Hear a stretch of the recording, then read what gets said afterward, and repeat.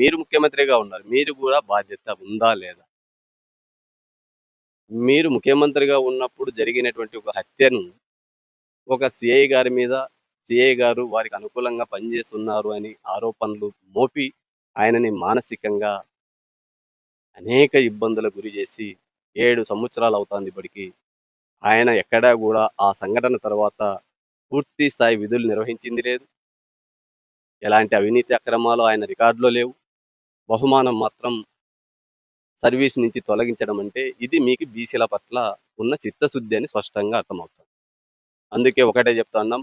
మీరు మానవత్వంతో శంకరయ్య గారిని చేసినటువంటి డిస్మిస్‌ని వెంటనే ఉపసంహరించుకొని ఆయనకి ఉద్యోగాన్ని కల్పిస్తారా?